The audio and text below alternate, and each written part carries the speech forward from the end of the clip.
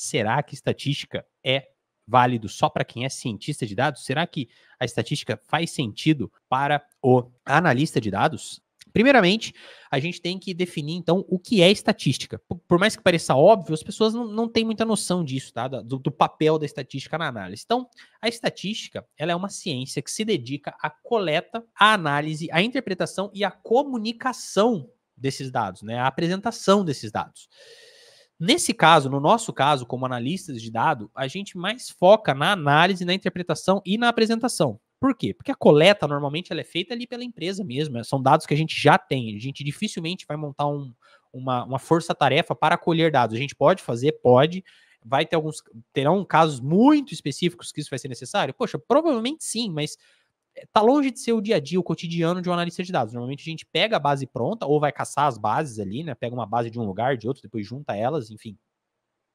Mas normalmente a gente, pegando bases já prontas, a gente não faz o trabalho de buscar, de caçar esses dados. Então, essa primeira parte a gente pode descartar, mas a parte da análise, interpretação e apresentação de dados tem tudo a ver mesmo com um analista de dados, né? Então, o analista de dados ele tem que fazer análise, ele tem que interpretar dados, tem que fazer a apresentação dos dados. Então, é importante definir o que é estatística para ter esse escopo. Quando a gente pensar, será que a análise de dados tem a ver com estatística? Se pergunte, cara, você tem que analisar dados? Você tem que interpretar esses dados? Você tem que fazer a apresentação desses dados? Então, sim, se você tem que passar por esses processos, a estatística tem tudo a ver com a sua profissão de analista de dados, beleza? Então, de modo geral, a estatística é a ciência que nos permite extrair significados e insights de conjuntos de dados. E aí, essa parte final é muito importante. Para tomar decisões baseadas em evidências. O trabalho do analista de dados é fazer análises, é gerar sugestões baseadas em evidências. E estar baseado em evidência vai muito além de, poxa, eu vi nos dados e eu acho que é assim.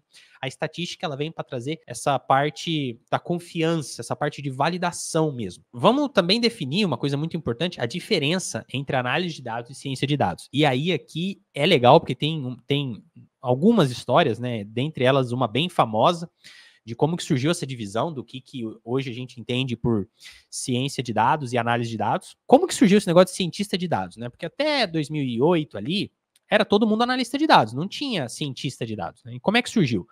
Reza a lenda que um cara chamado Jeff Hammerbecher, alguma coisa assim. O Jeff era um cara com PhD, um cara super foda em matemática, em estatística ali, um PhD mesmo, um estudioso, estudava em Harvard, esses lugares incríveis assim, e aí ele foi conseguir um emprego no Facebook. O Facebook queria muito contratar ele para ser analista de dados, e aí o Facebook então contratou o Jeff, só que eles decidiram salário, decidiram tudo, só que ali na hora H, o Jeff estava meio incomodado.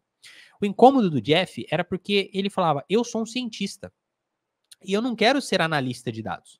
Pô, Jeff, mas você não gostou do escopo do trabalho? Não é isso que a gente combinou que você vai fazer? Não, gostei, para mim tá tudo certo. Pô, e o salário? Para mim tá tudo certo. Só que eu quero ser cientista de dados, porque eu sou um cientista. E aí, reza a lenda que foi dessa forma que surgiu, tá?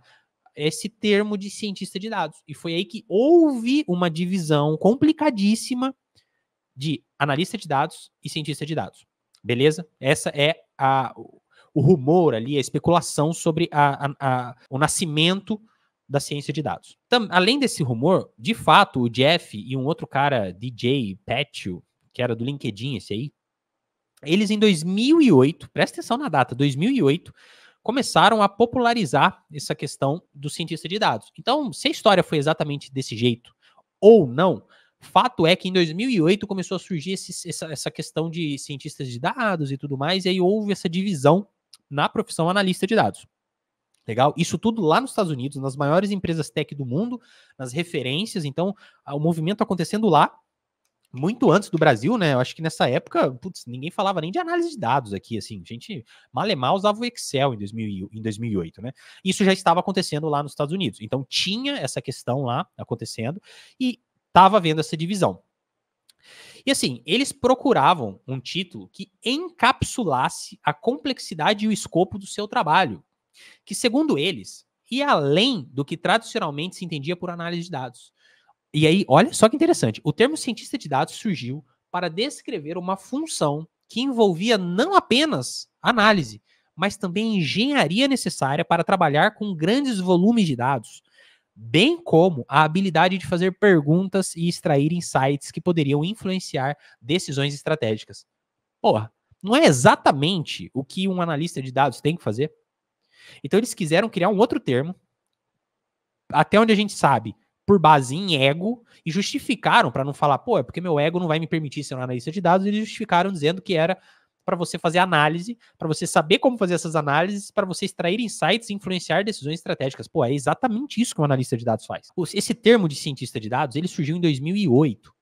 E ele começou a ficar popular em 2012, tá? Em 2012, Harvard publicou um artigo que, estou traduzindo, né, do inglês, mas é cientista de dados, a profissão mais sexy do século XXI. Isso está publicado, isso é um artigo, foi publicado pela Harvard Business Review em 2012, tá? Se você pesquisar aí, você acha esse artigo falando sobre essa profissão, e aí o cientista de dados popularizou de vez. E aí popularizou de vez, e aí foi tendo cada vez mais essa divisão, então, separando o analista de dados do cientista de dados. Agora, o termo cientista de dados surgiu para descrever uma função que envolvia não apenas análise, como a gente viu, mas essas habilidades de fazer perguntas, extrair insights, que poderiam influenciar em decisões estratégicas. Agora, vamos lá. Como eu disse, isso é função do analista de dados de hoje em dia. Mas, vamos voltar para 2012. Aliás, vamos voltar para antes da pandemia. 2019, para baixo ali, 2018, 2017, a gente não tinha um fator muito determinante hoje no mundo, que são as inteligências artificiais. Então, com base nessa divisão entre cientista de dados e analista de dados, criou-se a falsa sensação de que o analista de dados servia apenas para fazer dashboards, para organizar os dados, para deixar os dados bonitinhos, para fazer dashboards coloridos. Então, o analista de dados ele tinha que saber SQL, ele tinha que saber ali um Power BI, um Tableau, um Google Data Studio na época, e, putz, estava tudo certo. Ele poderia saber só isso. Por quê? Ele não precisava fazer análise. Lembra que os cientistas de dados falavam, não, é papel do cientista de dados fazer análises. É o papel do cientista de dados influenciar em decisões estratégicas. Então o analista, basicamente, continuou ali acomodado e aí foi se criando essa divisão entre o analista de dados e o cientista de dados. Qual que é o problema que isso acarretou? O cientista de dados foi fazer análise, desde as mais simples até as mais complexas, usando machine learning, e o analista foi cada vez mais ficando bom em Power BI. Eu sei DAX, nossa, agora eu sei, vou montar aqui uma planilha, vou montar aqui um relatório, e putz, esse relatório ele vai se atualizar, e aí o analista de dados foi se fechando nesse escopo de trabalho que envolvia só a visualização de dados. Basicamente a visualização de dados, no máximo ali, pesquisar os dados usando SQL. Se isso era o diferencial do analista, isso já cai por terra. Porque agora as inteligências artificiais fazem isso de forma muito mais rápida, muito mais eficiente. Em suma, o maior benefício de uma empresa ter um analista de dados é ter vantagem competitiva. Através do quê? Através de entender os dados, saber o que perguntar para os dados e obter respostas. Então, a análise é o principal diferencial de um analista de dados. A capacidade de gerar... Veja só, aquilo que os cientistas de dados diziam que era por competência deles, a habilidade de fazer perguntas, extrair insights que pudessem influenciar em decisões estratégicas, isso é exatamente o diferencial do analista.